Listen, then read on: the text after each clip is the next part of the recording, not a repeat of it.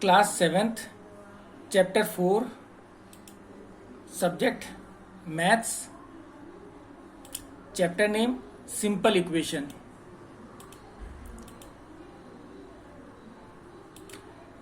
सबसे पहले simple equation क्या होती हैं।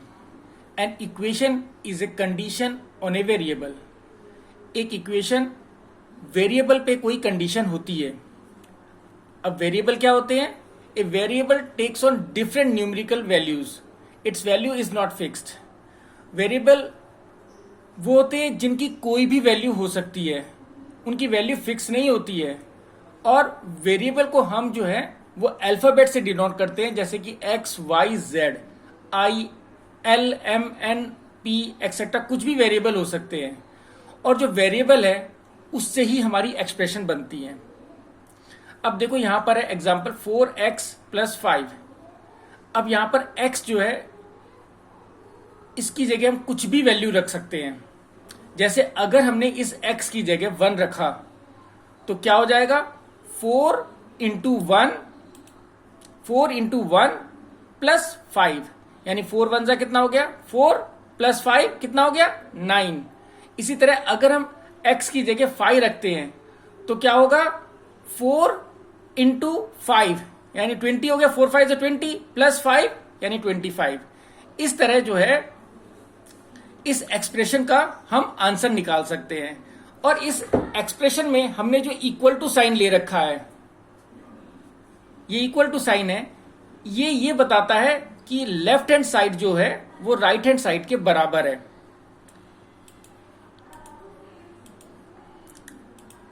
अब देखो हम एक एग्जाम्पल देखते हैं। Write the following statement in the form of equation. The sum of 3 × x and 11 is 32। यानी सम कहते हैं प्लस करना। 3 × x यानी x के 3 टाइम्स यानी 3x। 3x को प्लस करो किसके साथ? 11 के साथ। इज का मतलब होता है इक्वल टू। इज जहां लिखा होगा वहां उसकी जगह इक्वल टू लगा सकते हो, ठीक है ना। और इज 32। अब यहां पर क्या हो गया? सम ऑफ 3 × x यानी कि 3x हो गया। और सम ऑफ 3x एंड 11 कितना हो जाएगा? 3x + 11 हो गया। और इनका सम कितना है? 32। तो हमारा जो इक्वेशन हो गई है हमारी वो क्या होगी? 3x + 11 = 32, ठीक है ना। इसी तरह हम दूसरा क्वेश्चन करते हैं।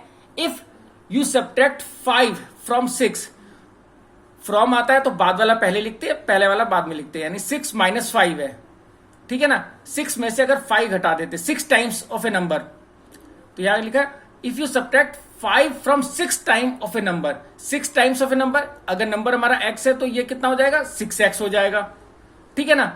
You get 7। गेट का मतलब हो गया यहां पर इक्वल टू। तो यहां पर देखो हमने ये नंबर लिया z।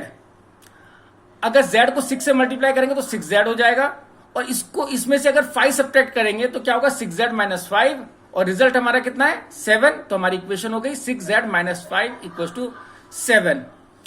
अब हमारा थर्ड पार्ट है इसका। 1/4 of m is 3 more than 7। यानी 1/4 ऑफ m, ऑफ का मतलब मल्टीप्लाई हो जाता है।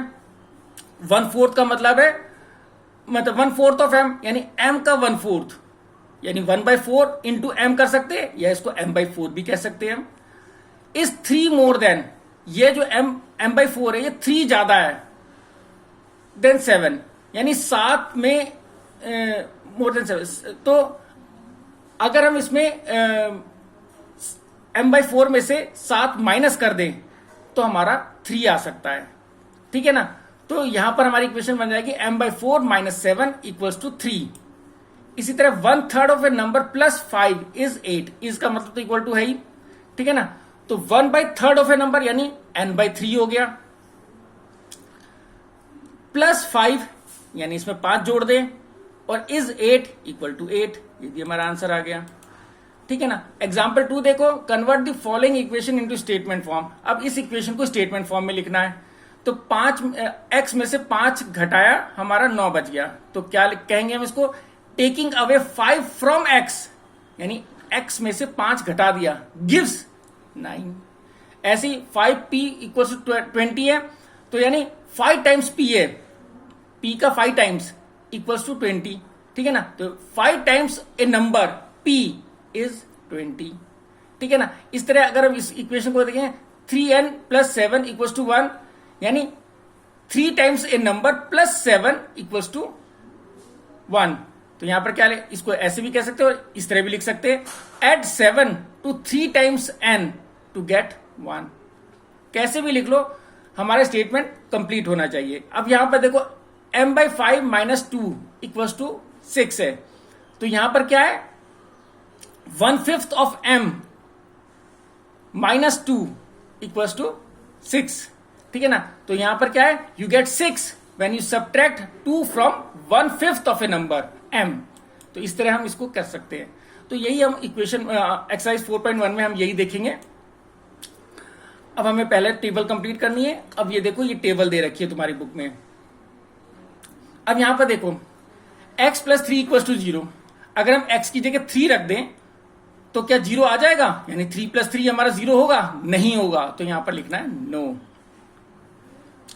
x प्लस 3 इक्वल टू 0 है, हमारी ये इक्वेशन दोबारा दे दी है। अगर इस बार x की जगह 0 लिख दे तो क्या हमारा इक्वेशन सेटिस्फाइड हो जाएगी? देखो 0 प्लस 3 इक्वल टू कितना होगा? 0 नहीं होगा। 0 प्लस 3 कितना होगा? 3 होगा, इसलिए ये भी गलत है।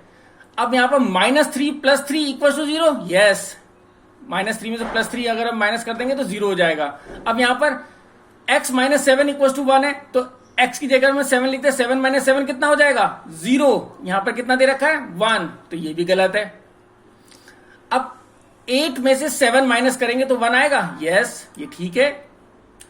अब यहां पे देखो 5x इक्वल टू 25 और x की जगह 0 लिखेंगे तो क्या होगा? 5 इंटू 0 क्या होगा? 0। 0 25 के बराबर होता है? नहीं, तो नो है। ऐसे ही 5 इंटू 5 इक्वल टू 25, यस। अब यहां पर देखो 5 इंटू माइनस 5 यानी माइनस 25 इक्वल टू 25, नो। अब यहां पर देखो m की जगह माइनस 6 लिखते हैं, तो माइनस 6 लिखा है ऊपर, तो 3 2 जा 6 हो गया, तो यहां पर माइनस 2 इक्वल टू 2, नो। अब यहां पर देखो m की जगह 0 लिख देंगे तो ये पूरी टर्म में 0 हो जाएगी, तो 0 2 के बराबर होता है? नहीं। अगर m की जगह 6 लिखते हैं तो यहां पर 3 2 जा 6 हो जाएगा है, और यहां पर 2 इक्वल टू 2 है, यस, ये भी हमारा आंसर ठीक है। तो इस तरह ये क्वेश्चन सॉल्व करना है तुम्हें। अब सेकंड क्वेश्चन है, check whether the value given in the bracket is a solution of to the given equation और नॉट। जैसे पहला क्वेश्चन किया था वैसे ये करना है। यहां पर हमें ब्रैकेट में इस इक्वेशन में n की वैल्यू दे रखी है, वेरिएबल की वैल्यू दे रखी है, हमें इसको चेक करना है कि ये इक्वेशन ठीक है या गलत है। तो सबसे पहली इक्वेशन लेते हैं हम, n plus 5 equal to 19, n की जगह 1 रख दिया। अब जब n की जगह 1 रखा हमने तो 1 प्लस 5 कितना हो गया? 6 हो गया, ठीक है। तो LHS हमारी 6 आ गई, तो वो RHS 19 के बराबर है? नहीं है, तो ये हमारा 1 सोल्यूशन नहीं है। 1 is not the solution of the given equation. ऐसे ही हमने यहां पर B वाले पार्ट में 7n plus 5 equal to 19, n की जगह में क्या रखना है? माइनस 2 रखना है। तो हमने इसकी जगह माइनस 2 रखा, तो 7 माइनस 2 प्लस 5 इक्वल टू कितना हो जाएगा? 7 2 जा 14 प्लस 5, और माइनस 14 में से प्लस 5 करेंगे तो माइनस 9 आएगा, और राइट हैंड साइड में क्या दे रखा है? 19। तो LHS RHS के बराबर नहीं होगा, तो इसका मतलब है n जो है वो इस इक्वेशन का सोल्यूशन नहीं है। सेम क्वेश्चन हमने n की वैल्यू 2 रख के करना है, तो यहां पर क्या हो जाएगा? LHS में 7 2 जा 14 प्लस 5 19, अब LHS RHS के बराबर है, यस। तो इसका मतलब है n इक्वल टू 2 इसका सोल्यूशन है। अगला क्वेश्चन है, इसमें 4p minus 3 equal to 13, p की जगह में 1 रखना है, तो यानी 4 इंटू 1 माइनस 3, तो कितना हो जाएगा? 4 1 जा 4 माइनस 3 यानी 1, 1 13 के बराबर होता है, यानी LHS RHS के बराबर नहीं है। इसका मतलब p हमारा p इक्वल टू 1 हमारा सोल्यूशन नहीं है इक्वेशन का। इसी तरह हमें नेक्स्ट पार्ट में p की जगह माइनस 4 रखना है, तो p की जगह माइनस 4 रखने पर क्या हो गया? 4 4 जा 16 हो गया, माइनस 16, और माइनस 3 तो कितना हो गया? माइनस 19, और यहां पर क्या है? RHS में 13, तो ये भी इसका सोल्यूशन नहीं है। अब इसका लास्ट पार्ट है 4p माइनस 3 इक्वल टू 13 में p की जगह 0 रखते हैं हम, तो अगर p की जगह 0 रखेंगे तो ये पूरी 4 वाली टर्म 0 हो गई, तो यहां पर क्या होगा? Minus 3 equal to minus 3 equal to 13, तो ये भी अभी सोल्यूशन नहीं है, तो यानी p इक्वल टू 0 भी इसका सोल्यूशन नहीं है। तो इस तरह ये फर्स्ट क्वेश्चन, सेकंड क्वेश्चन हमारा सॉल्व हो गया। अब हमें अगला क्वेश्चन करना है। इस क्वेश्चन में हमें p की एक्चुअल वैल्यू निकालनी है, लेकिन ट्रायल एंड एरर मेथड से। ट्रायल एंड एरर मेथड में हम कोई भी वैल्यू ले सकते हैं, इसकी वैल्यू अपनी मर्जी से लेनी होती है। जैसे हमारा ये वाला 5p + 2 = 17 दे रखा है, तो p की जगह हमने वैल्यू -3 लेकर देखी। जब -3 हमने p की जगह लिखा तो हमने आंसर निकालने की कोशिश करी, तो हमारा आंसर आया -13।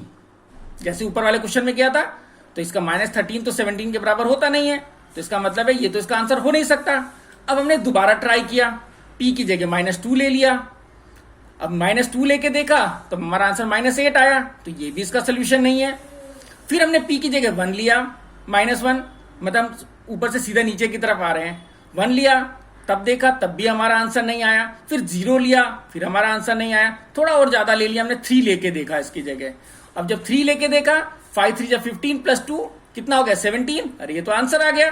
तो इसका मतलब क्या है, p = 3 हमारा सोल्यूशन है। यानी इतने ट्राई करने के बाद और उसमें गलतियां होने के बाद हमारा आखिरकार आंसर आ गया। तो इसको ट्रायल एंड एरर मेथड बोलते हैं, ठीक है ना। इस तरह तुम्हें करना है। इसका सेकंड पार्ट वो भी हम देखते हैं। इसमें m की जगह हमने -2 लिया, पहले देखा तो हमारा आंसर नहीं आया। फिर हमने इसमें m की जगह -1 लिया, तब भी हमारा आंसर नहीं आया। फिर हम इस तरह धीरे धीरे बढ़े और हमने m की जगह 6 लेके देखा। तो जैसे 6 लेके देखा, 3 6 = 18, -14 हमारा 4 आ गया। तो यानी m = 6 हमारा सोल्यूशन हो गया इक्वेशन का, ठीक है। इस तरह तुम्हें करना है, ठीक है। ये क्वेश्चन समझ में आ गया।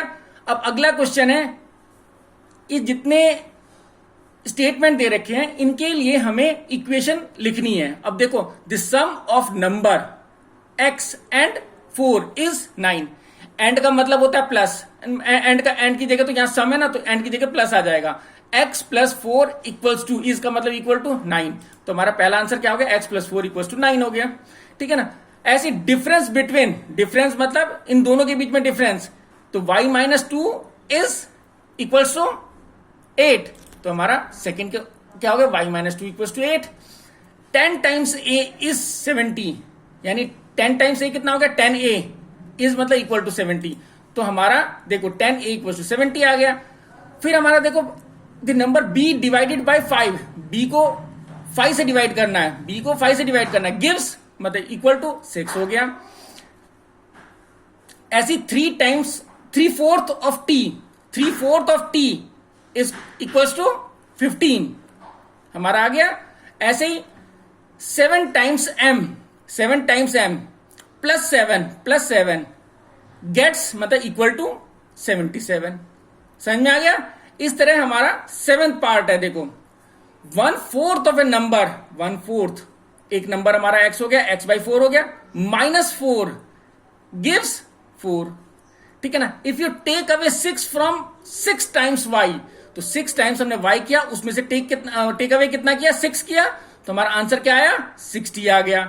इसी तरह अगर हमने 1/3 ऑफ z करा, तो z/3 इसमें ऐड करना है 3, तो हमारा आंसर आएगा 30। तो इस तरह हमारा ये क्वेश्चन भी सॉल्व हो गया। इसमें डायरेक्ट इक्वेशन लिख देना इसके साथ आंसर में, कोई दिक्कत नहीं है, ठीक है ना।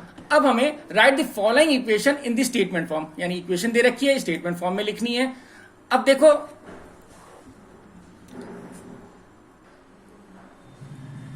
इक्वेशन दे रखी है p + 4 = 15। तो स्टेटमेंट क्या हो जाएगा हमारा, the sum of number p and 4 = 15। कोशिश करोगे तो इक्वेशन बन जाएगी आराम से। सिंपल स्टेटमेंट है, कोई दिक्कत नहीं है इसमें, ठीक है। अगला देखो m - 7 = 3, यानी 7 subtracted from m = 3। Equal to की जगह हमने क्या लिख रहे हैं, इज लिख रहे हैं, ठीक है। अब देखो 2 × m = 7। ऐसे ही the number m divided by 5 gives 3। ऐसे ही इसमें हो गया 3/5 of a number, 3/5 of a number m = 6। अब देखो यहां पर हमारा 3 × p, प्लस 4 गेट्स 25। इसी तरह अगला है, if you take away 2 from 4 times p you will get 18। Next है, if you added 2 to half is p you get 8। या यहां पर कह सकते हैं 1/2 of p and 2, sum of 1/2 of p and 2 is 8। ये भी लिख सकते हो तुम, ठीक है ना, तुम्हारी मर्जी है, कुछ भी लिख सकते हो जो तुम्हें अच्छा लगे, ठीक है ना। अब देखो, set up an equation in the following cases. अब इस केस में हमें इक्वेशन बनानी है। देखो क्या कहता है, स्टेटमेंट लिखा है, इसकी इक्वेशन बनानी है। इरफान कहता है that he has 7 marble more than 5 times the marble Parmeet has. अब देखो इसको ध्यान से सुनो। इरफान कहता है कि ही हैज, उसके पास हैं 7 मार्बल मोर, 7 मार्बल ज्यादा हैं, किससे? 5 times the marble of Parmeet has. Parmeet के पास जितने भी मार्बल हैं उसके 5 टाइम्स से 7 ज्यादा हैं, ठीक है ना। और अगर इरफान के पास 37 मार्बल हैं और हमें नंबर जो m का नंबर है वो m लेना है, तो इसकी इक्वेशन बनानी है। तो वैसे इक्वेशन तुमने अब तक बना ही ली होगी। तो परमीत के पास m मार्बल है, तो यानी 5 टाइम्स m प्लस 7 वो इरफान के पास है, ठीक है ना। 5 times m plus 7 equal to 37। ये हमारी इक्वेशन बन गई। अब देखो, Lakshmi's father is 49 year old. Lakshmi के फादर 49 ईयर ओल्ड है। अब लक्ष्मी के फादर की उम्र तो 49 बता दी। अब वो कह रहे हैं कि उसकी उम्र जो है उसके लड़के की उम्र की 3 गुनी है। ही हैज 4 ईयर्स ओल्डर, यानी 4 साल बड़ा है 3 टाइम्स लक्ष्मीज एज। लक्ष्मी की उम्र के 3 टाइम्स से 4 साल बड़ा है। और लक्ष्मी की एज हमने y लेनी है, तो लक्ष्मी की एज हमारी y हो गई। लक्ष्मी की एज का 3 टाइम्स क्या हो गया? 3y। उससे 4 साल बड़ा है तो 4 प्लस 4 कर दिया, और 49 इसका टोटल उसका है एज, तो इतने साल का है वो, ठीक है ना। तो इस तरह इक्वेशन बन गई। अगला देखो, the teacher tells the class that highest marks obtained by a student in our class is twice the lowest marks plus 7। Class teacher कहता है कि जो सबसे ज्यादा मार्क्स आए हैं क्लास में, जो जिस स्टूडेंट के, उसके मार्क्स जो हैं, जो सबसे कम जिसके मार्क्स आए हैं उसके मार्क्स को दुगने कर दो और उसमें 7 जोड़ दो, तो वो हाईएस्ट मार्क्स हैं वो आ जाएंगे हमारे पास, ठीक है ना। और हाईएस्ट स्कोर जो है वो 87 है, और लोवेस्ट को हम एल ले लेंगे, ठीक है ना। तो यानी क्या होगा, लोवेस्ट एल है तो लोवेस्ट का ट्वाइस यानी 12 प्लस 7 वो हमारा 87 हो जाएगा। इस तरह हमारा ये भी आंसर निकल गया। नेक्स्ट क्वेश्चन देखो, in an isosceles triangle. Isosceles triangle वो होता है जिसकी 2 साइड बराबर होती है। द वर्टेक्स एंगल, 2 साइड बराबर है, इसके 2 एंगल इक्वल हैं। जो वर्टेक्स एंगल होगा, सेंटर एंगल वो अलग होगा उसका। The vertex angle is twice either base angle. Vertex angle जो है वो दोनों बेस एंगल से दुगना है। तो तुम्हें ये पता ही होगा कि सम ऑफ एंगल जो है ट्रायंगल के 180 होते हैं, और बेस एंगल दोनों बराबर होंगे इस केस में, ठीक है ना। तो हमारा क्या हो जाएगा, the base angle of isosceles angle is B. तो यानी तो दोनों बेस एंगल कितने हो गए, एक बी और एक बी, यानी 2 बी हो गए, 2 बी हो गया, ठीक है ना। एक जो वर्टेक्स एंगल हो गया वो हमारा ट्वाइस है बेस का, तो बेस का बी का ट्वाइस करेंगे तो 2 बी हो जाएगा। तो वर्टेक्स एंगल 2 बी, एक बेस बी, दूसरा बेस बी, तीनों को प्लस करेंगे तो 180, यानी हमारे पास 4b इक्वल टू 180। और इस तरह हम b की वैल्यू अगर निकालना चाहें तो b इक्वल टू 180/4 करके हम निकाल सकते हैं आंसर, ठीक है ना। तो ये एंगल सम प्रॉपर्टी, हमें सिर्फ इक्वेशन बनानी थी, तो इक्वेशन ये बन गई हमारी। इस तरह ये चैप्टर हमारा खत्म हो जाता है। Thank you.